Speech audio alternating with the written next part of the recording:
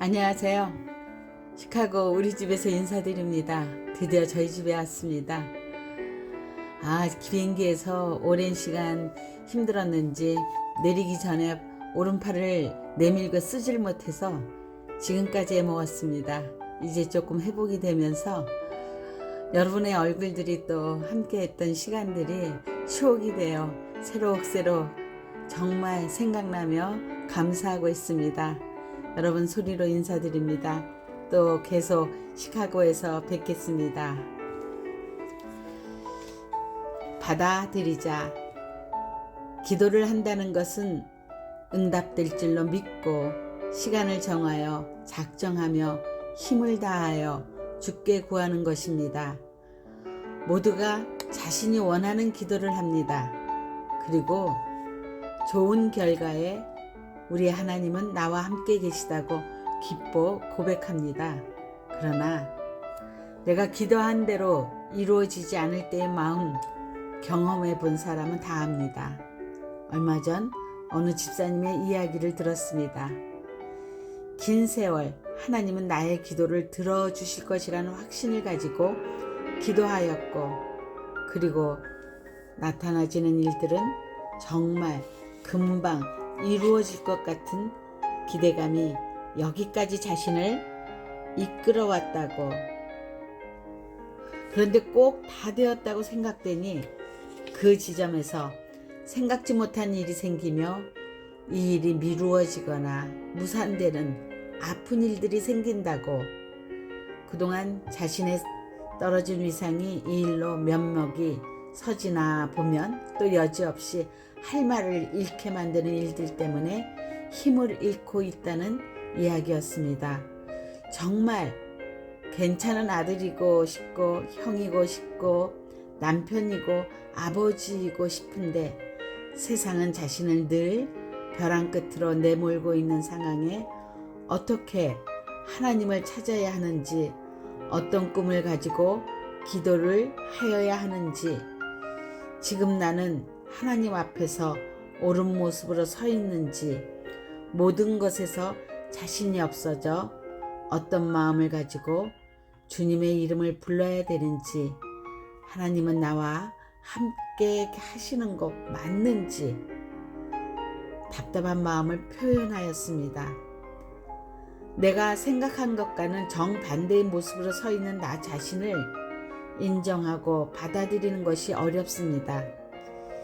실추된 나를 다시 그 자리로 끌어올리기까지 먼저 내 마음이 쉴 수 없으니 내가 해볼 수 있는 일들을 모두 붙잡아 보게 됩니다.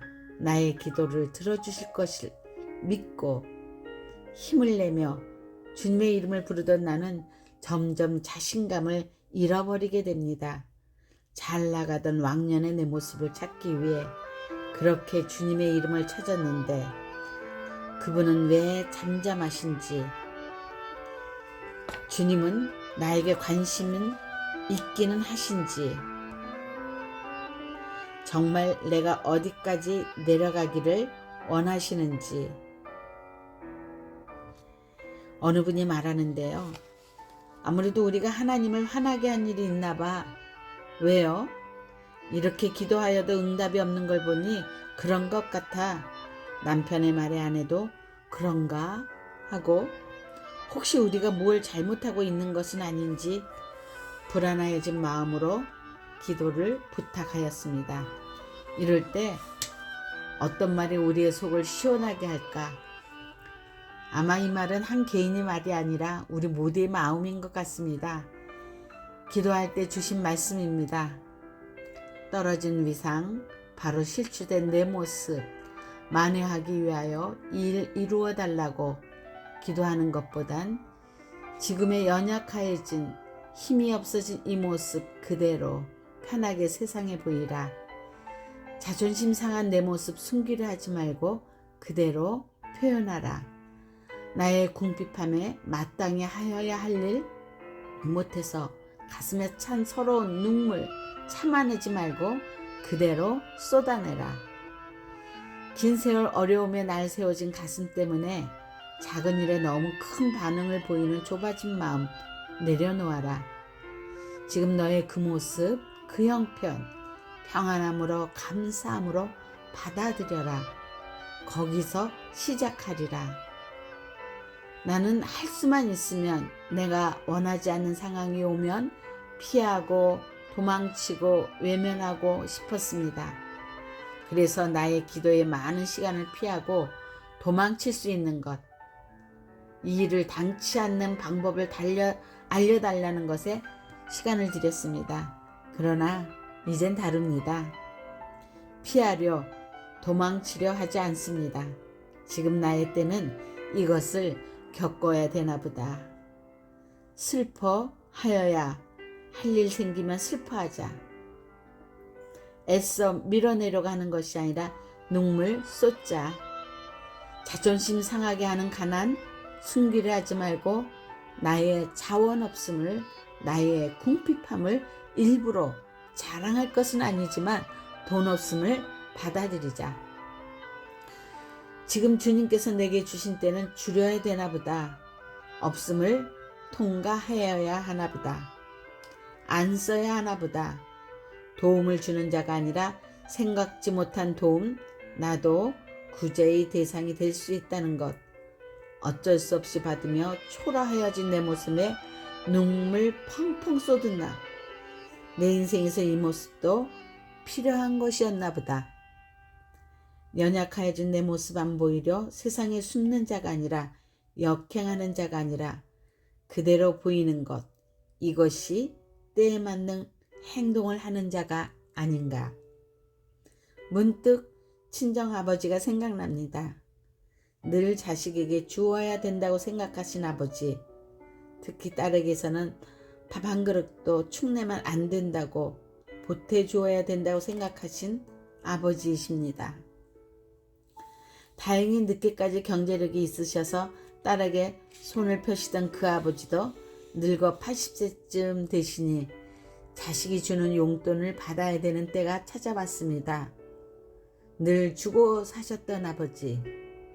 처음으로 아버지께 용돈을 드리니 그 돈을 손에 쥐고 내가 이걸 너에게서 어떻게 받냐, 내가 줘야지 하시며 안 받으려고 도로 손을 내미는 아버지의 표정은 두고 가슴을 아프게 합니다. 자식 고생시키고 돌아가신 친척 장례식에 다녀오셔서는 당신은 절대로 그렇게 안 살아야겠다고 다짐하시며 담배까지 끊으셨던 분이 당신도 그 모습이 찾아왔을 때 자식에게 안 보이고 스스로 해결하시려고 애쓰시다 더 일을 만들어 놓는 상황에 어쩔 수 없이 아들 손에 당신을 맡기시며 미안해하시며 아파하시던 아버지. 세월도 사람을 때에 맞게 움직이게 하는데 하늘에 계신 내 아버지께서도 나에게 때에 맞는 율례 깨닫게 하시려고 별일을 다 겪게 하시는 하나님. 겪는 이 아픔 속에서 역행하지 않고 받아들인 상황에서 주님의 이름을 찾으니 그 속에서 만나주신 주님의 사랑이 나의 사는 날 동안 힘이 됩니다.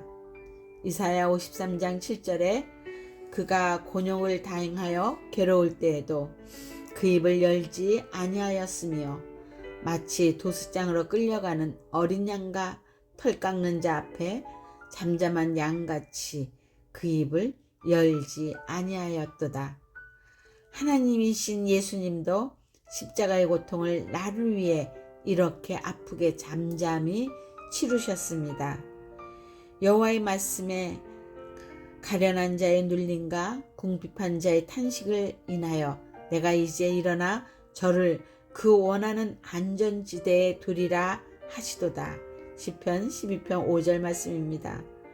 고난 속에서의 탄식이 주님으로 일하게 하시며 후일에 나를 안전한 곳에 두시는 고난이 내게 유익이라고 말한 사도 바울의 고백처럼 이건 내가 원하는 삶이 아니라고 물리치고 도망치려는 것이 아니라 잠잠히 받아들이고 통과하니 물가에 심기운 나무의 역사가 내 것이 되었다고 나도 고백하게 되겠지요.